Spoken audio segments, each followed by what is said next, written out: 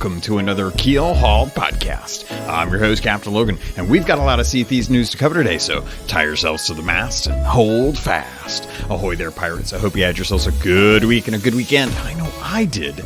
This week, I had a special guest join me this week. I know that I have a lot of guests, but there's a lot of people out there that are community members. And much like many of the other folks that I brought on, a lot of them do happen to stream, and they do happen to have a really awesome community that I think deserves some spotlight, especially during this time when a lot of people are having to sit around and stay at home. So I figured bring another community member in, get them to talk about some of the stuff that they've done in game that's been recognized by Rare, and to kind of open their community up to you in case you hadn't actually heard about them. So without further ado, I present Kaidawrath.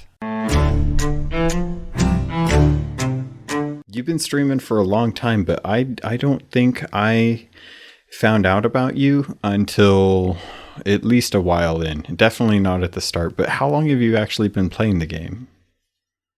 I actually started streaming when Sea of Thieves released. Oh, really? Like maybe a week before. Yeah. So nice. It's been 2 years. I just had my second year anniversary right before Sea of Thieves had a second anniversary. Oh, cool. That's awesome. Yes. So honestly, it's been so much going on, and I still feel like a new streamer. I feel like I just started like a few months ago. It's just been so much. Yeah. But it's fun though. So much fun. Yeah. And you've got a real awesome community too. And you're in with a bunch of different streamers who are just they're such good people. I really love like you and Foxdie and Ron and I can't even think of Nom Cake and just all the folks that I've seen you stream with and stuff. So, but you generally have a pretty set crew when you are streaming, right?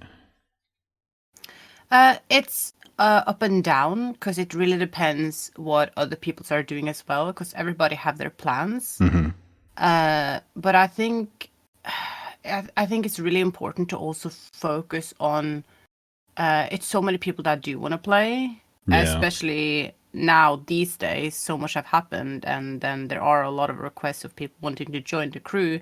So I think it's really important to like have set people that you usually crew with, because that kind of put you down to earth and you can relax a little bit. Yeah. But I think it's very important not to be stuck with one crew, because it's so often if they're busy or you got something else to do, and you're just gonna have to wait for them to get online and then or sail around until they get online. Mm-hmm. So I think it's really important to have like a lot of people to sail with now and then, or ask if people want to play with you, so you can always have like some people to sail with. And it also helps interacting and finding new crew members to sail with. So it's a bit up and down, but having like some main people to sail with, I think that's really healthy to like have calmer days and not stress yourself out, I guess. Yeah. Because I have burned myself on that sometimes. So I want to ask a little bit about that too, because you've been streaming for 2 years, and I'm sure you probably have played other games, but most of the time when I see you streaming, you're always streaming Sea of Thieves. So how do you kind of deal with playing a game full time and not getting completely burnt out on it? I actually have had loads of questions about that.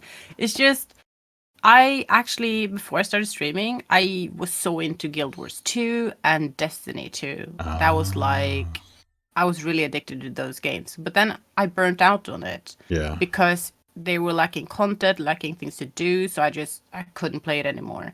And then, so that was the Leviathan raid in Destiny 2. Mm-hmm. That's when I stopped, when the second raid came out. So that's like couple of years before Sea of Thieves came out, and I struggled finding a game to get into. Like, you know, when you're addicted to a game, you can just get up, you want to play, and just play all day. I miss that feeling. Yeah. For a long time I searched for a game. Then Sea of Thieves, I hear about Sea of Thieves right before their release, and some friends of me tell, hey, maybe you're interested in this game. And it honestly, the trailer and stuff didn't appeal to me that much. It was I guess it was the characters. Mm-hmm. I don't know. Every people have their own like view or visual like that interests you in certain things. Totally. But then the ocean. When I saw the ocean, I'm like, okay, I gotta try this game out. And then I jumped into it, and I have never been so addicted to a game before. I don't know why. It's like I played this game for 2 years now since release, almost every freaking day, and it's like 6 to 8 hours a day. But the thing is, I think it's so important because there's a lot of people that struggle keeping playing the game or losing the interest. And I feel like people focus on the wrong things sometimes in the game when they get tired of things, because they keep chasing that one thing in game, either it being commendations or only PvP or only PvE. There are so many people that are like, oh, you're a PvEer. Oh, you're a PvPer. It's like, don't focus on one sole thing. When you're tired, when you're burnt out, when you just want to chill, then do fishing, do tall tales, do something that is not like, it's like a main goal. Of course, you never know what's going to happen through the day because ships will attack you. But like the main goal, change that comparing to your energy. And when I'm like tired of the more relaxing things, like even sometimes just digging, hoarding, then throw yourself out into PvP, switch things up, like hunt people for their treasure instead. Yeah. But yeah, it really depends what you focus on. That's cool. Yeah. What your goal is. I think that's one of the things that really, really lends itself well to Sea of Thieves, is being able to decide at any point, either at the start of the game or halfway through it or towards the end, just switching up what you're doing and giving yourself that variety without feeling like you have to commit to anything in particular. You can have a little bit of everything and really enjoy it. Yeah. But you, aside from just kind of voyages and working on reputation and helping the community get commendations done, you like to kind of play a little bit of Sea of Science with stuff. You definitely... You have some fun with some stuff. Yeah, I don't know how that became a thing. I've seen a lot of people like call me youth scientist and stuff like that. It's just I'm just so interested in gold, like gold. They call me greedy, gold hoarder, everything. But it's like it started with me just figuring out what can you earn the most, like how can you earn the most within shortest amount of time, or how much like time you put into it. Yeah.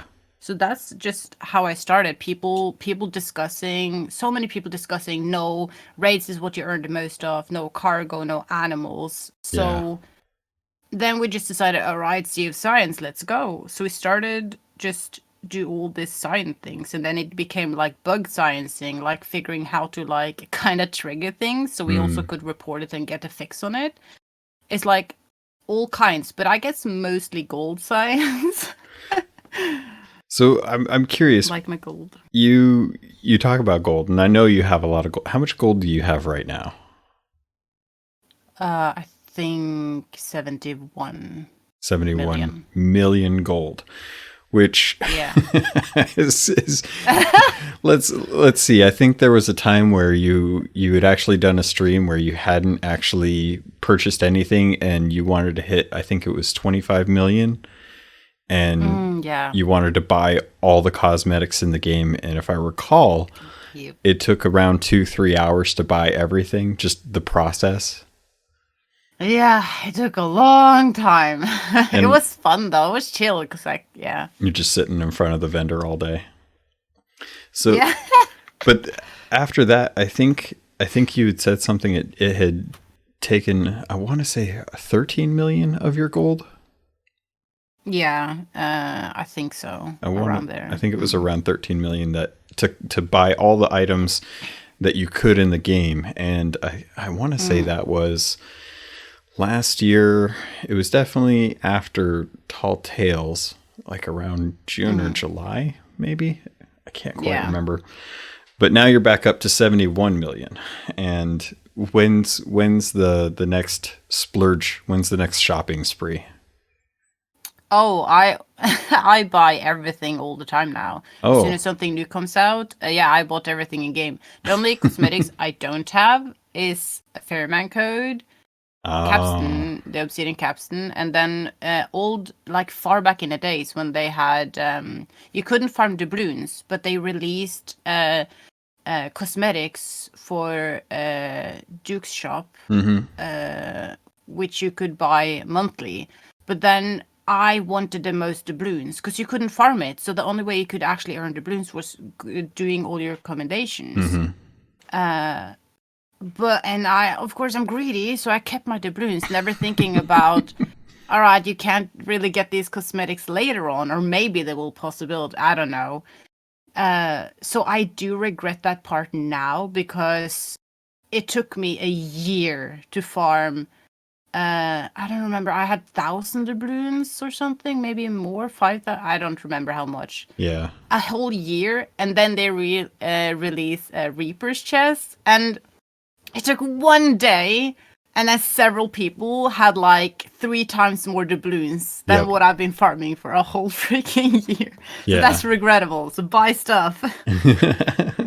So I wanted to kind of bring you on for Sea of Thieves, but to dive a little bit more into personal you've obviously you've got a really awesome accent. So I wanted to dive a little bit into where you're from and like how you grew up with gaming. So how did Kaida get into gaming? How did Kaida grow up, and what was it like where you're living? Well, where I'm living, I still live at my parents' house, believe it or not, 26 years old. It's because of some personal reasons like health issues and so on. Yeah. But then again, you can always grow stronger from it, I guess you can say, because it gives you, if one door closes, then yeah, it's cheesy to say, but another one opens. If you always focus on negative things, which you can't do, you're never gonna be able to do anything because it's just gonna stop you. Yeah. And that's also because of my health situation. Then that's how I got into gaming, internet. Because I think internet is a common place where people come together when they struggle with real life stuff or like social interactions or whatever. It's true. It's a place where people come together and then they also feel more free to talk about things. It's true. Yeah. Yeah. So gaming is a, what is it called? A gathering zone for people that just can feel like a normal person, I guess, and just enjoy the life when they not necessarily can enjoy it as much as like home, real life, kind of. Yeah. So yeah, that's how I got into it. I see that a lot. That's one of the few things that I think I really love about, for example, special effect. Not everyone gets to play games. Not everyone gets to have that joy of being a part of a community, and regardless of what your life is like, you know, having more people in it can really make a difference in improving how you feel from day to day. Yeah, so definitely. Did you start pretty young with gaming, or was that kind of a more recent thing? Yeah, it started with Halo Reach, actually, when my brothers had Xbox consoles, nice. The 360, yeah. And, well, I kind of always had to sneak on their accounts when they weren't home, and then I could play some. That's how I actually got into gaming. Actually, no, it was Nintendo 64. Just kidding. With Diddy Kong Racing and Smash Bros, all these things. Yeah. But and then Xbox came out with 360 with my brothers, and I snuck up onto those games. Oh, that's too funny. That's awesome though. But I don't even know how old. That's a good question. I was a kid, 8, 7, 8 probably. Oh wow. Well, that's about the time that I started gaming. So that tracks pretty well. I think that's about the age that most kids usually, if they see a game, they'll want to play it and kind of jump in from there. So do you still want to play like Diddy Kong from time to time, or is that just kind of a bygone? Yes, my brothers have a Nintendo 360, Nintendo 64, and it's so annoying because I have to go over there. But yeah, I do enjoy it. It's more for memory's sake, though. Yeah. So yeah, it's a lot of fun. That's awesome. But now you have your own system. You're playing games without them. Yes. And you've built up this big community that you have on Discord that you've kind of been the head of, and you're just kind of helping other people find ways to play with each other as well.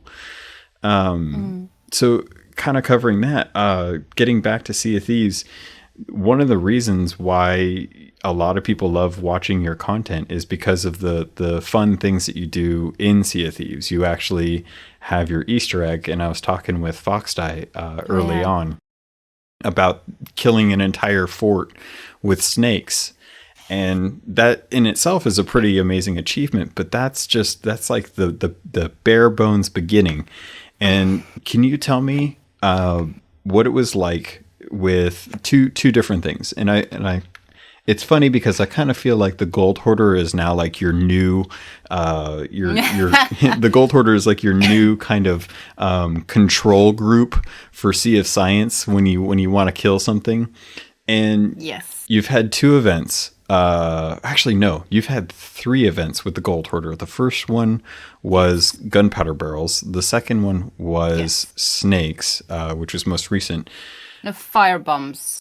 How did the fire bombs first? Oh, fire bombs was before the snakes? Yes. Oh. And then snakes just now recently. Okay, so I have a pretty good feeling that you guys were able to get enough barrels down to the Gold Hoarder to kill him, if I recall correctly. Oh yeah, that was tough. If anyone listens to me, they know it's like spike traps are my biggest nemesis when it comes to the tall tales. But I'm curious, how many blunder bombs did it actually take to kill the Gold Hoarder?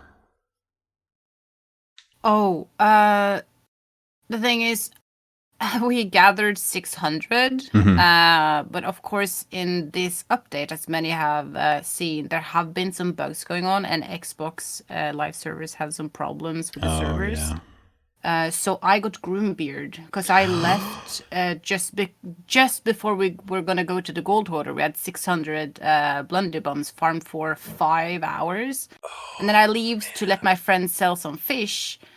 And then I could never get back in again. I got Groombeard. And then my team continued though, Sophie and Banks. Yeah. They go for the Gold Hoarder, and then there was this tall tail bug, which is fixed now. They did a hot fix. So when you're in the Gold Hoarder boss, if you die, you get sent to the new tall tail area.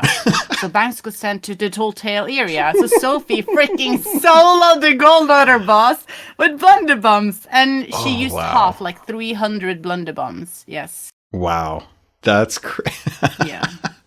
She stayed alive the whole freaking time. Man, that's awesome. That's amazing. That's it. Yeah. It's I can't even believe that was. So how did the snakes go then? Did you have better luck getting all the snakes down to the Gold Hoarder? That's probably some that took the longest time because they spit on you. So you have to all the time play music and make sure. The worst part is when you actually drop it inside the jumping area, because when you drop it off, you can't pick it up again. Yeah. Because it's in the spikes. And it's just a lot of time consuming. So if you don't have the time for it, you have to like expect several more hours than you're actually expecting. Yeah. Because you never know what actually, how tough how it's really gonna turn out. Yeah. Yeah. And it was so scary with the Gold Hoarder boss because they basically shoot the snakes, and one pellet from the Blondie would take a snake down. Oh man. So, yeah. Were you guys able to get him down eventually? Oh, it did? Yes. Oh, that's awesome. Yes. That's so cool. So, like, barring any new, like, different weapons in the game, do you expect that you're gonna take whatever new weapon comes to the game and try and go and kill the gold hoarder again? Or is it? If it's like, I guess it depending, because if it's like a new weapon, like say they bring. I'm not sure about. Say they bring like boarding axes to the game. Are you going to go down and see how long it takes? I want those axes so bad. You have no idea. Well, I don't know. Depending, really, because it's all about just time killing the boss itself. But I think if it's more challenging of bringing something over, I think that brings a challenge part to the game, because then it's a possibility of not being able to do it. But if it's like just bringing a weapon over, you're going to eventually do it. But then it would be more science about how many slices, how many attacks of that weapon would it take to actually put it down. And yes, I would do that. But or else it's more like you will do it, because you just spawn back in again. You see what I mean? You can't really die. So speaking of weapons, to kind of lead into some of the news that we got this week, if people log in before March 23rd, which is tomorrow, so I'm really hoping people get on it. If they haven't, they get this gold X marks the spot Eye of Reach, and all they have to do is just log on to the game, and you'll be able to get this second anniversary Eye of Reach. Have you taken a look at this? And if so, what do you think of it? Oh, I think it's really cool. And I think a lot of people don't really realize how much you actually wanted before it goes away again. Because the first sniper, the first launch crew sniper, I had so many questions after, because it's like cosmetics comes out, and then people think, it's okay, it's cool. Some people really like it. Some people are more like on the dislike side.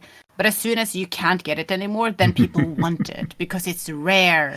So logging, get that sniper, even if you're going to use it or not. But eventually you might actually love it. And I like it. It's really cool. It's so beautiful. It's so shiny. I have a hard time because I religiously use my launch crew Eye of Reach just because of how unique it is. And I saw this one, and it might replace my launch crew Eye of Reach. It's so pretty. So how do you feel combat-wise about the actual scope? Because I know... I'm pretty sure I remember seeing you using the Cursed Heart. No, what is it? The red one? The Reaper's? Reaper's Heart. Yes. Yeah. Yes, I remember seeing you with the red scope. So, do you like it when they do the different color? Does that kind of hurt, like when you're actually fighting? Like, how does that impact your day to day? Well, it does impact the gameplay a little bit, because if it's a darker shade, I think no matter what color, if it's a darker shade, then, for example, in storms, in fog, underwater, or night times, it becomes darker with the view, and sometimes you might not see anything like further out. If someone's in the water far away and you can see them, and then you scope in and you don't see them anymore, so then you have to quick scope and just guess where they are. Yeah. So it does affect in slightly, but I still use it. It's my favorite weapon. Yeah. So you just have to more predict if it's like these dark areas. But I feel like I rarely think about it. I actually only think about when people bring it up, because you get kind of used to it you as you have to predict more. Yeah. Yeah, you get used to it. But of course, it could have been maybe a little lighter, I guess, a little brighter. I'm not sure. Hey, rare listens. They listen to the community, so it's definitely plausible. Yes. So with the Reaper's Heart, the reason we got those was because of this update, and with this update into the Heart of Fire, I was talking with Falcor. I'm still gabbing to Falcor about all the lore and all this stuff. We're still working out theories and stuff, and God, I can't even talk about the insiders, but man, if ever there was a time for people to jump on insiders, it's easy to sign up. It's easy to jump in, but oh man, there's some cool stuff in there, and that's all I'm gonna say. But holy cow, it's awesome! I can't wait for that stuff. But I don't want to tease into that. I want to talk about your experience with Into the Heart of Fire, because it's so much fun. I love it. But what was your? Because I don't think you tend to spoil yourself with this stuff. If I'm right. I have done now all Heart of Fire. I waited a couple of days first, so people could do it themselves, because I know not everybody wants to spoil right away. I love it though. The thing, actually one of the favorite parts of Sea of Thieves is Tall Tales, the lore, because you just want more of it. I can't you just want more. It's so true. Yeah. But they have gotten so good with the animations and like how much are we allowed to spoil for people when it comes to Tall Tales? Should I just talk about it? Yeah, go for it. I've already gabbed. If people are listening to this and they haven't listened to the Falcor episode, then it's been long enough. I want to talk about what you think about Heart of Flame. So dive into as much as you want. All right. Because the sounds effects, the animation, how Jim is getting part of the curse, I guess, or cursed. So we know something is going to happen to him. Potentially, he might be a future boss, because he is transforming. Yeah, and like the voiceovers. Oh, and did people even realize the masked stranger is in that Tall Tale? It is just the emotional parts and aspects and energy of it is just so good. Yeah. And the fire and everything. I just want more. Yeah. Yeah. Me too. I've been absolutely loving this Tall Tale. It's definitely a little bit of a combination from all the different Tall Tales that we've had in the past that really make it fun. I absolutely love like hopping around and avoiding traps and trying to fight off skellies so you can raise one of the anchors to a door. And yeah, man, the Stitcher Gym stuff was absolutely amazing. I had such a good time working with Falcor to decipher the ruins on the door and on the actual chest and stuff. So with that, the Heart of Fire, the Tall Tale that we got, we pretty much saw Stitcher Jim reach into the fire of the chest and get burned. It seems very apparent that he's going to become the new Ashen Lord.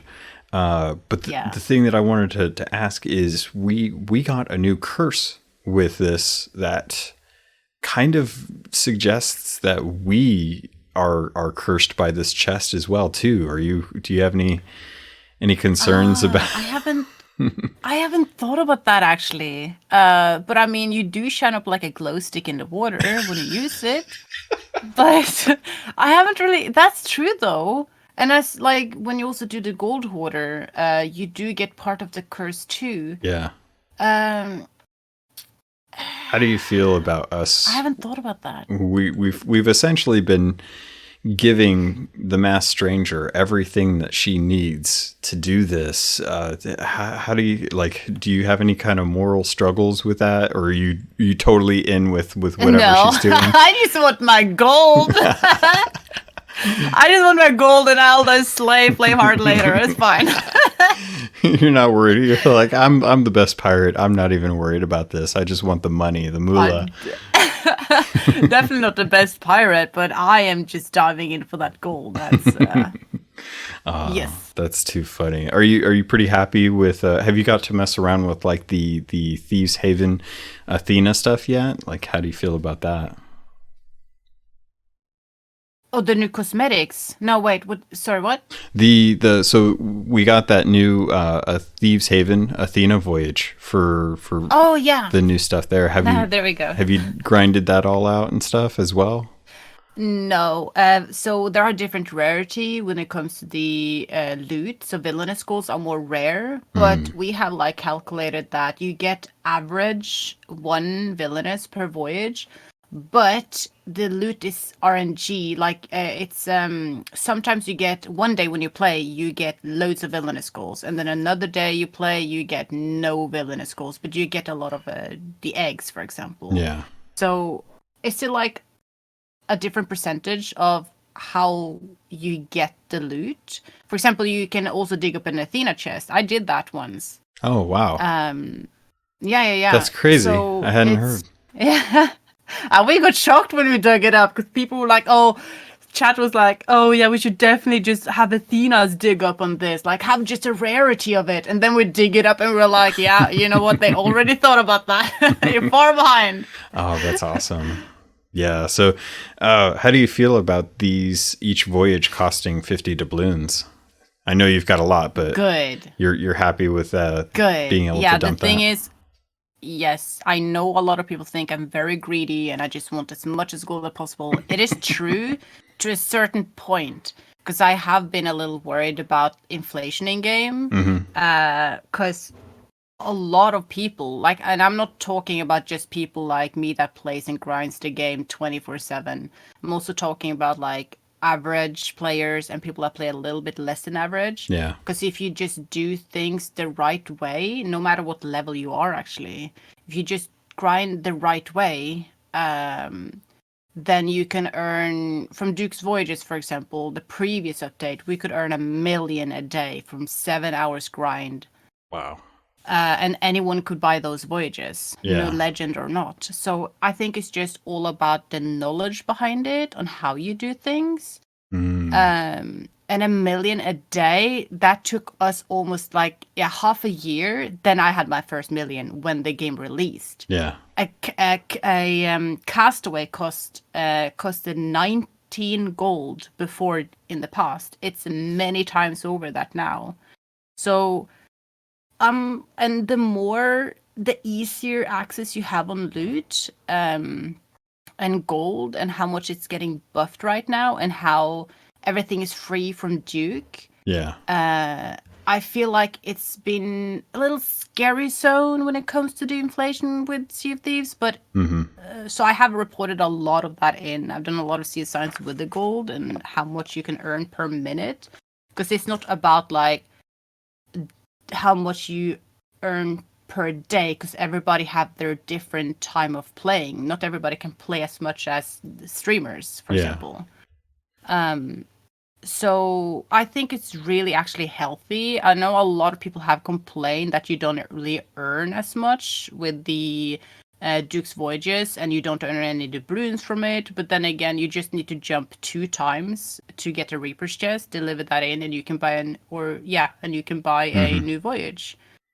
So yeah. And you get awesome cosmetics from it. Yeah, so let's dive into that. When you earn the 50 for villainous skulls, for the chalice, I believe, and the gunpowder, the Athena mega kegs and stuff, you get the ghostly cannon, the ghostly capstan, and the ghostly wheel. And all these cosmetics look like they're the exact ones from the Ferry of the Damned. Do you think this is the right way to go for us kind of getting these? Because I think my main concern right now is when this update ends, I don't know how available this voyage is going to be. And unless they change how Athena voyages work, where they rework it so that it's not Gold Hoarder, Order Souls, and Merchant Alliance, it's actually like this stuff that you get from the Thieves Haven, I kind of worry how easy it's going to be for pirates who didn't get a chance to grind out these Thief Haven voyages to be able to earn enough of those items to get those skulls. So do you think this is the right way for them to go about giving people these, or are you worried about the voyage disappearing once this update changes over? Not at all. No? And we will have the option of buying that voyage later. It's also in the patch notes. Okay. If you also look at your commendations, when new commendations comes out, it would say time limited or not. Right. Of course, some things will be more difficult to grind through, like how further away you are from that specific update. But like the Ashen chest and the Ritual Skull, you have the possibility to buy it in Duke's shop later on. And that will be the option also, I think most likely. I'm pretty sure it is in the patch note. And yeah, we will be able to access the voyage later again. Do you think now's the best time to start working on that? Or should people hold off until some of the heat kind of simmers down from Thieves Haven, when not everyone and their mom is like out there digging for kegs and chalices and stuff? I would say as soon as an update comes out, dive in for it. In the end of the month, the 2 weeks in the end of the month before a new update comes out, it's always when things calms down a little bit. But there are so many people that goes for the tall tale, grinding out the tall tale. So it's actually not as heated with this update around Thieves Haven at the moment. Some ships comes in now and then, but it's more, it's not that heated as other updates. But I would just say as soon as an update comes out and you have the access for the voyages, go in for it. Just dive in for it, because that's how you can earn a lot of it. Even if it's a lot of combat, you still earn a lot more. Then I don't know if they're going to make the voyage more expensive after this update. Yeah. Or how that's going to work. But it's always the big focus on the update, on the cosmetics, on the items the first month, because that's when everything is hyped up. Yeah. So I would guess we have a special price now, because it's a focus right now. So I have no idea if they're gonna buff the doubloons on it later. So I would just dive into it. And kind of speaking about jumping in on things when it's new and it's hot, we also got a new weekly update. We had the Hunter's Call that went on for a couple weeks, where people could go and fish up the ruby splash tails and the trophy fish to get the different commendations and the doubloons and stuff for that. But right now we actually have, and I'm looking at the clock at the time of us recording, we've got 4 days, 14 hours, 10 minutes, and 50 seconds before this update ends. And it's the anniversary to the Hungering Deep. So between, let's see, March 19th and March 26th, they will have a different event that happens every 24 hours, it looks like. And if you do this, not only will you get credit for doing it, and it's easy stuff right now. The first day, all you had to do was go out to Reaper's Hideout and read a journal. The second day was deliver a piece of shark meat. The third day, today, was just kill a shark with a barrel. And tomorrow it's going to be defeating a megalodon. So how do you feel about these weekly events? Are you happy that they're coming in? Do you think they need to be pushing these into the actual game, or is the website enough? Oh, it would be really nice to actually have it in the game, because not everybody think about what's going on the website. But also it's going to also attract more people to actually check out the website. So I guess it's a little bit marketing behind it too. But I am the kind of person that I love everything that goes on in game, and less wanting to go out of the game to figure out things. But then again, for the daily stuff and weekly stuff, I think it's really needed, especially for the gap of the 2 last weeks of every monthly update, when things dies out a little bit. Of course, it's still a lot of people playing more than ever. Yeah. But you can feel the difference of the hype the 2 first weeks, especially the first week, and then it goes a little bit down the 2 last weeks. Yeah. So I think it's really needed to like keep some actions going on and keep the players busy, have more things to do, reasons to jump back in, because not everybody have like long-term goals. Especially for those who play a couple of hours a day and so on. Do you prefer a week or 2 weeks for the weekly events? I think week is good. Yeah. And then because they have daily things within the week, so I think that's fine. And I also like it when cosmetics are rare for certain people. Like you have a time limited and you gotta go for it, and then you can have something special to be excited about that some other people don't have. So yeah. And speaking of special, the reward for completing this week's Hungering Deep anniversary is not only 1,500 gold for the people that may already have the cosmetic when it first came out a couple of years ago, but the drum, the Hungering Deep drum, is actually being made available to anyone who kills 3 megalodons during the course of this weekly update. How do you feel about this previously exclusive cosmetic being reissued to pirates who may have missed out on it? Oof, this is a heated topic. Some people really dislike it because they want the special thing and they were part of something that was really special in the part. Yep. And then the other, but honestly, yes, it's really rare. But then again, if it's a short period of time and people do the effort to actually get in and play the game, I honestly don't mind it because it's still going to be rare because it's just a short amount of time. That's what I mean by having a short amount of time. So some people get it, it's still special, and then move on to something else because not everybody's going to have it if it's a short amount of time. And then people feel special about some cosmetics they have and some cosmetics others don't have, but they have something else. Yeah. So yeah, it needs to be special. It needs to be rare. It needs to be maybe tough to get. And then people feel better about it. It's more exciting to have it. Do you think that Rare should have recolored this drum to differentiate it between the original one and this one? No. I'm honestly not the biggest fan of recoloring things. But I know there's a lot of different opinions on this. Because people that actually did the effort and so on, when the event was actually out, they wanted to be like solid special for them. And I get that. But no, I actually don't have such a big opinion on that part. No.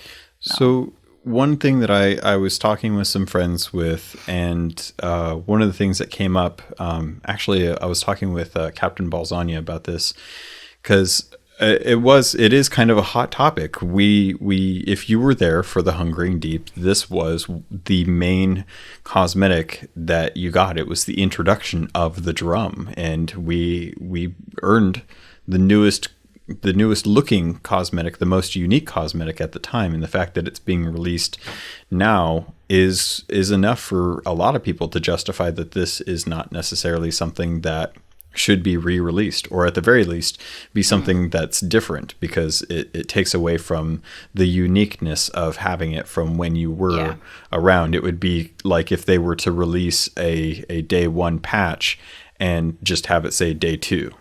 Or but it would be slightly different. So for me, I personally don't mind this being re-released. I don't mind that it's the same color, because you were absolutely right. You have a week to do it, and if you miss out on it, then it's still gone. It's still limited.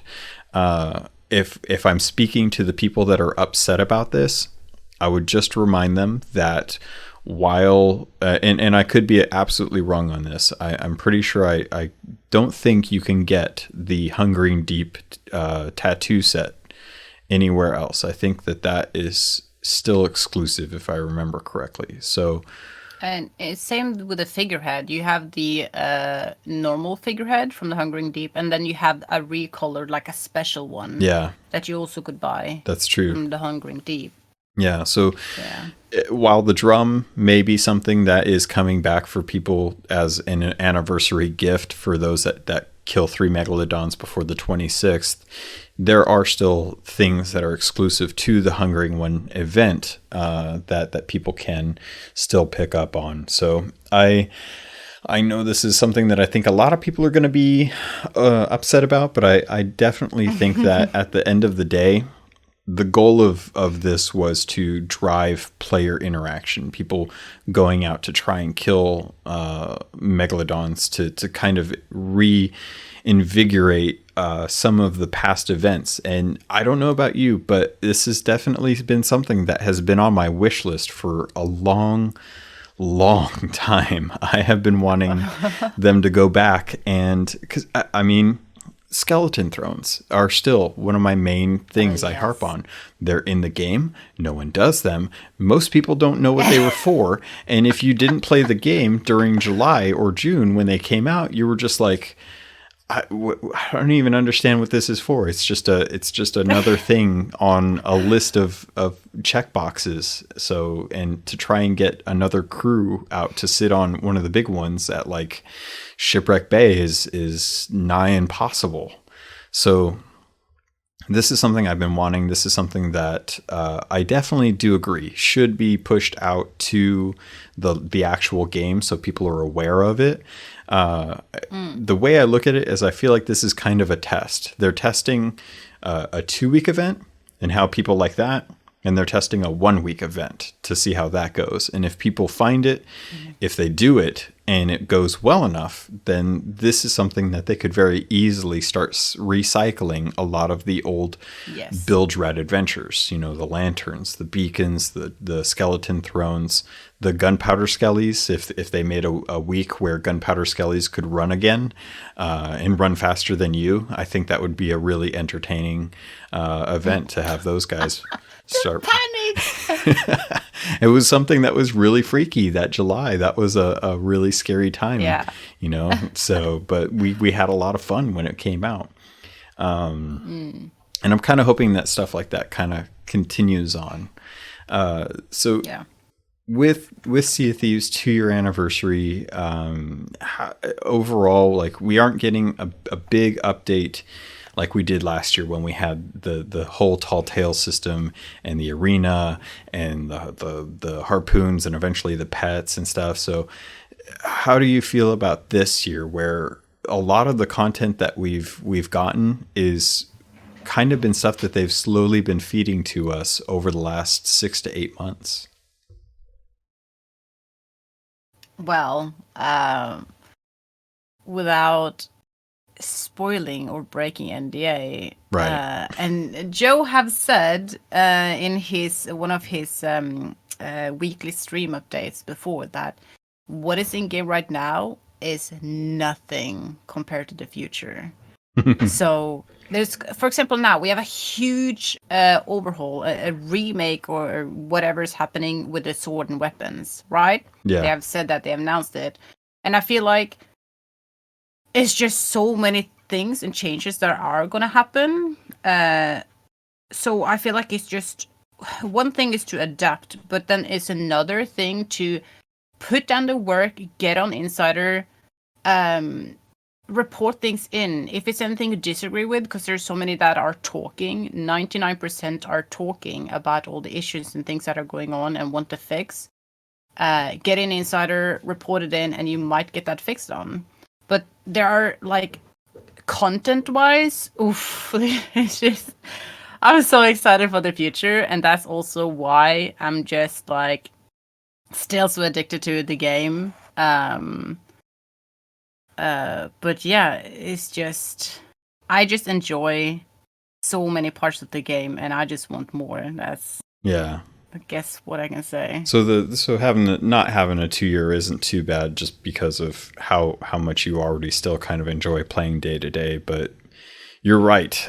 If people haven't gotten into Insiders, I mean, you earn 3,000 gold a week for 3 weeks just playing for an hour in Insiders, and then you earn the Silver Blade cosmetics the 4th week. Yeah. So besides actually earning gold in game for helping test the game, it's hard not to want to talk about the stuff that's coming in. And I had put away the Insiders for quite a while just because I didn't want to get too spoiled on stuff. But you're right. There are some extremely contentious issues that are in this update that a lot of people are getting into some heated arguments about. Heated discussions, how things should be done, how many bugs, every update, blah, blah, blah. But I feel like there's a lot of talk. There is so much talk, and I have been starting to say like, okay, just adapt for the moment.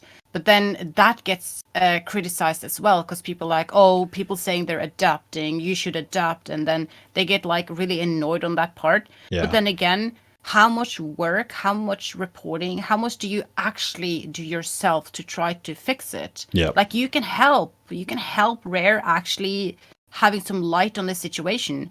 And then people who do report, I've had a lot of people coming to me, yeah, well, they don't read the reports. How do you know if they read it or not? Because there's a lot of things that have been just also in game that have been reported in by a few people and it's been fixed. It's just some issues also takes time because you like, I don't know much about technology and stuff.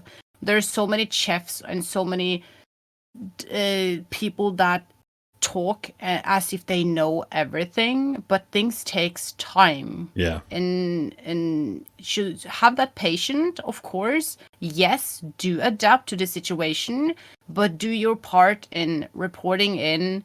If you really have an issue with it, light it up. Like, not just talk about it, but also report about it, so it might get a chance to actually get fixed. It's true, and you're 100% right, and that should go across the board, even if it's not something that's in insiders. If there's something that is in the game that you are unhappy about, the regular forums, not just the insiders, are a place that are reviewed regularly, and I know personally because I've spoken to the staff that those things are constantly read on, constantly checked in on. I know I was, hopefully he doesn't mind this, but I was talking to Mike the other day, Mike Chapman, and he was telling me that he was actually staying up much later recently to try and keep up on the forums to make sure that replies were being sent out so that people were getting good information about a lot of the stuff that's intended to come out in the coming future. But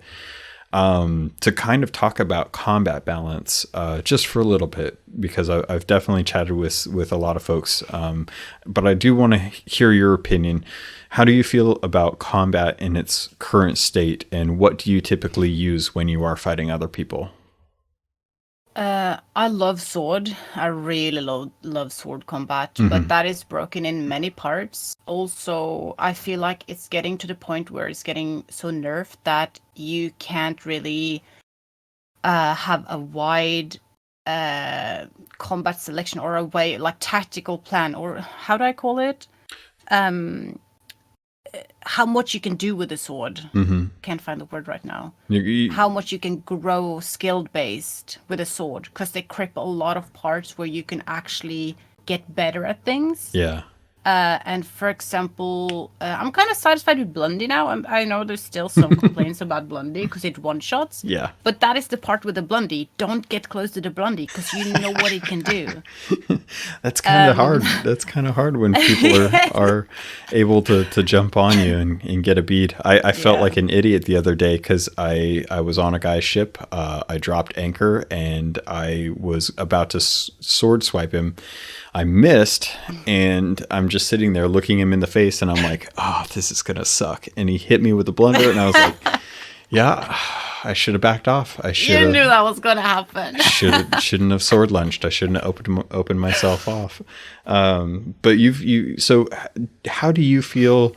Because you talked about getting used to the Blondie and it being kind of a one shot. Do you think that that's a fair thing? Do you think that having Yes. that as one shot should stay in the ground then? So that's for sure. Yes. Okay. And I know a lot of people will hate on me for saying it, but what I would like to say to people, don't get stuck up on one weapon. Don't only use one weapon, because every weapon, you have different reasons for using every weapon. They have different, like, for example, sniper, pistol, range, and then Blondie. When you know you're facing a Blondie, you know you should keep your distance.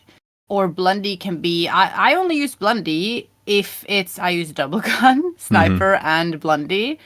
You have range, you have close range, and you also have the knockback on it. But I mostly use Blondie if people are boarding me and sword, because then you can just one-tap them. Yeah. But it's like you have to change your situation. You have to adapt in like switching depending on how skilled the other crew is, what kind of weapon they're using, and how much they're being aggressive with it or passive with it or like defensive with it. Yeah. So I think you also, if you're only good with one set of weapon, you're gonna get issues or situations where you have problems fighting one type of crew or one type of weapon against you. Yeah. So try to switch out depending on the enemy crew you're fighting. Okay. I think that depends a lot. And then Blundy isn't that much of an issue. You just need to keep a distance and then just use double guns and range weapons. How do you feel about the blunder bomb and how that fits into combat right now? Oof, I think it's a little bit too OP. Really? So it's yeah. Blunder is fine, but not in a throwable manner. Yes, because it depending on how fast you can throw them. You have to, for example, you have pistol, right? Right. It does 50% damage, just as much as a direct hit with a blundy bomb. But the reload speed of the pistol, it takes slower to fire 2 pistol shots than throwing 2 blundy bombs. Mm-hmm. And I feel like it's, I don't know, yeah. Still a little strong for what you'd like. So would you want them to reduce the damage then in that case? I think the knockback damage and also how easy it is to hoard up on these things. Like I feel like the firebomb, the chain shot, and the blunder bomb, like how available they are, that needs to be nerfed. They need to be more rare, like cursed cannibals. Because that's like, I feel like blunder bomb is the new meta with just boarding someone and just throw tons of firebomb, blunder bombs, and then you get on the boat. It's not much. Yeah. So do you think, because typically, and I know you already know this, but for people that may not know, typically when an update comes out, if there is, say, like cursed cannonballs or firebombs, at the beginning of the update, or throughout the course of the update, we'll typically see an increase of those because they want people to find them, they want people to play around and experiment with them and get used to how that works. Once the update switches over, do you anticipate that the blunder bomb or that the blendy bombs will kind of be harder to find and make it a little less of an issue when you're coming up against a crew? I don't think they will be harder to find, no, because the firebombs have been just as available as the update day of it. So I don't think so. And I also don't think we should spawn with it. Like when you start the game, you'll already have a few blunder bombs, chain shots, and firebombs on their boat. I think they need to be more rare. So it switches up the combat to more of the original fighting, or like the cannibals actually boarding again and so on. It's just so much cursed cannibals and blunder bombs and fire bombs. It's just a little bit too much of it. I think it takes away the main part of the fighting and cannoning the ships. Yeah. So I guess in that case, I want to pose an idea to you that's kind of a culmination of everything that we've chatted about. With the game in its current state, we don't have a reusable gold sink. And this is something that anyone that listens to the show knows I harp on, but I love getting different opinions about it because it's something that if I can have more people have like an idea of what I'm proposing, then it's something that might actually come to the game. But I would like for there to be a way for you to be able to purchase a storage crate when you log in. Now, I'm totally open to the idea of it being completely empty or it being something that has supplies in it, but I feel like we need something that when you spawn in, you can actually dump gold into to stock up your ship.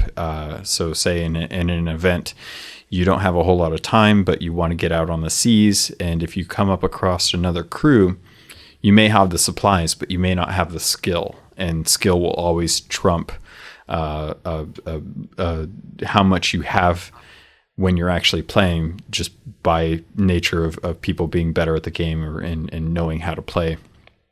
Do you think having something like that in the game would be a good way for us to have like a gold sink to try and keep inflation rates down for cosmetics and for items and stuff?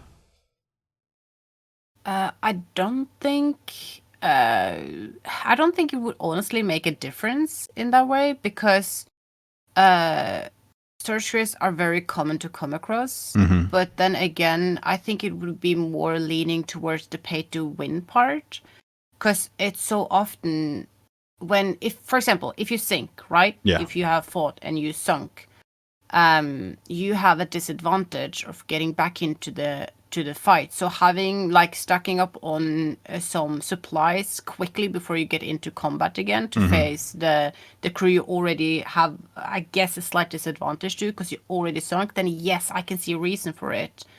But then again, stacking up on supplies, it's like you pay a little bit to have like an extra advantage. I would say. So that's to have like a little extra. So to kind of counter that point, a lot of the times, if you do sink, you generally don't spawn at an outpost. You generally spawn at a random island where you could actually find, say, like a rowboat or a storage crate that might have some supplies. So I kind of counter that you may be able to respawn and be able to buy more storage crates with supplies in them, but you would intentionally have to go to an outpost unless you were already near one or got lucky on the respawn. The main reason why I keep pushing for it really tries to reduce the amount of time to sail, because there is an essence of wanting to get all the supplies on your own, taking the time to actually supply your ship before you set sail to be properly prepared. So I wonder, like, if it's possible just to buy an empty storage crate from the Merchant Alliance when you log in, and that way you can just kind of run around and collect whatever's already on the outpost and be able to set sail, and set the cost of the storage crate to something simple like 5,000 gold, so it's not inaccessible to newer players, but not a measly amount of gold for older players. Would something like that be something you'd be okay with, or do you still have issue?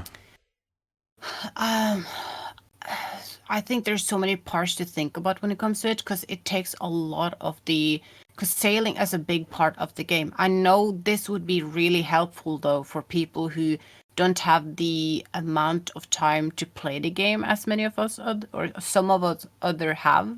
So I could definitely see the reasons for those who struggle finding time to play the game. Yeah, because they're busy with real life stuff. But then again, a lot of the sailing, a lot of the farming up, spending a lot of time in the game. I think that when they actually spend a lot of time in the game and then they farm up on these things, they should have that little advantage. Especially like, I feel like when my situation though, I usually hoard up on a lot of loot, right? Yeah. A lot of loot on a boat. So the longer we are in the server, the more kind of secure or safe we are, because we have stacked up on a lot of supplies throughout the day. So then having another ship encounter us, we know we're kind of okay, we're loaded, we're good to defend our ground, because we do have played for a while. So if people would have free access to certain things or easier farm ups, they would get on that quick stage just where we are at, because even if they played less in the game. So, and that's from my point of view though, right, being a long time in the server. So and a lot of the sailing part, actually finding things, like encountering things, I think that's also a huge part of like enjoying the game. But for quick sessions, yes, I can see reasons for it, definitely, because a lot of the getting supplies, it does take time. It takes a lot of it doesn't take a lot of times when you go to some outposts and seaposts.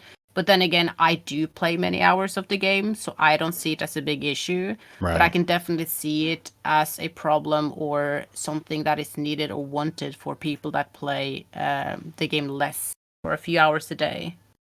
So kind of yes, kind of no in that aspect. Yeah, I feel like I need to try it out, see it, play with it to actually like have a proper opinion on it, kind of. Yeah. Well, that's really fair. I mean, that's what I think a lot of us want is, if anything, just an opportunity to try different stuff out. Kaida, thank you so much for joining me on this. I really appreciate it. I do have like just two quick questions I want to ask. What is your favorite island, and why is it not Crooked Masts? Well, why would you say why is it not Crooked Mast? I just assume everyone else loves it because I absolutely hate it. So I imagine if anyone has to love an island, it's going to be exactly the one that I hate. So, but what I love Crooked Mast. Yeah, exactly. That's just because of the quick access to animals you get. That's the only thing. Yeah, all the because you can farm up on a lot of animals. Bloody snakes. A lot of food that way. Stupid snakes everywhere. Snakes. Hate them. But my favorite island, as in like visual, like how pretty it is or something. I don't think I have one. I just have blacklisted islands, I think. Okay, what's a blacklisted island? All right, it is Old Faithful, Plunder Valley. Why? And yeah, I hate them. It's the terrain, like the parts where you dig and so on. It's so similar to many other places, so you get confused. That's why you spend more time there. You spend no, more time. That's why you just want to cancel the voyage, move the frick on with your life. No. Yes. You have to adapt. You have to adapt. No. You have to spend more time there. No. I can only adapt so much. All right. And then I feel like I already know the answer to this, but I'm going to ask it anyway. What's your favorite trading company? None of them. None of them? You don't like any of the trading? I was No, because I never use them. Well, true, but you could still have a favorite if you don't use them. All right, I'm going to say fishing to piss off a lot of people. Fair enough. I was sure you were going to say Gold Hoarder just because of how much gold you like, but Well, I guess if you view me as a character in that way, yes, farming gold is my favorite, though I love the lore part, so maybe leaning towards Tall Tale when it comes to exploring and adventuring things. That doesn't no. But then again, I love Hunter's Call. I love the Merchant Alliance in the beginning for the most of the time because you earned more gold from animals and cargo.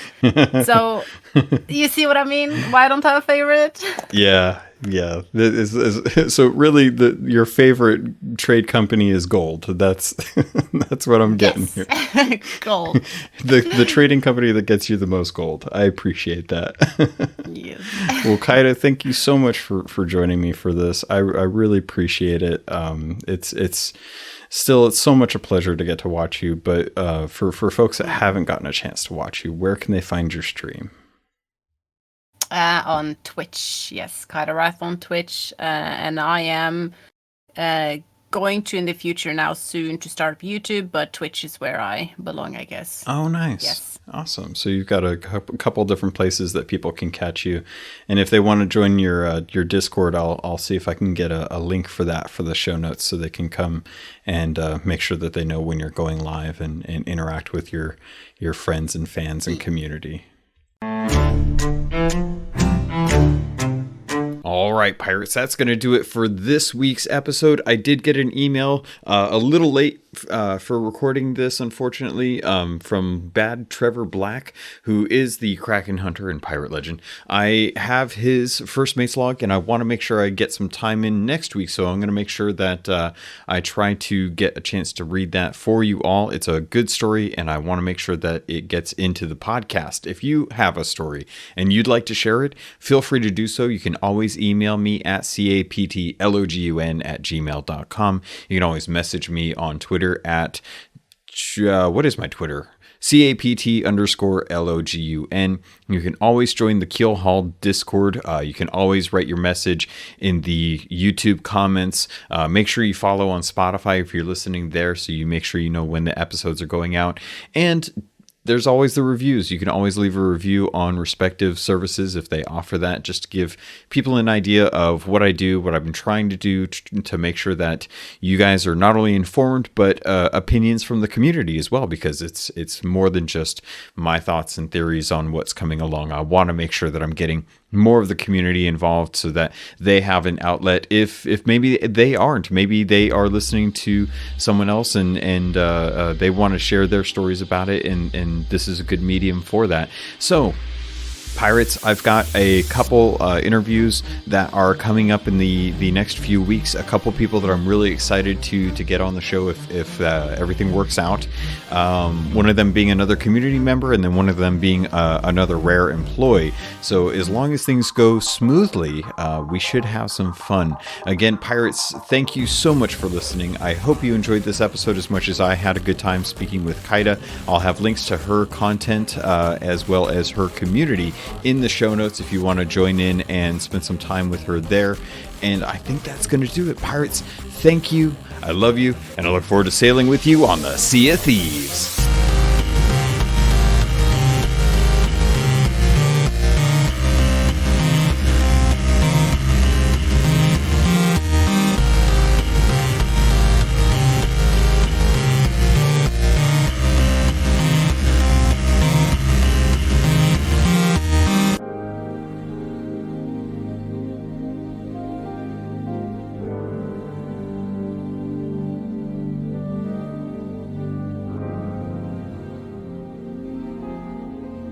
I really hope you're still washing your feet.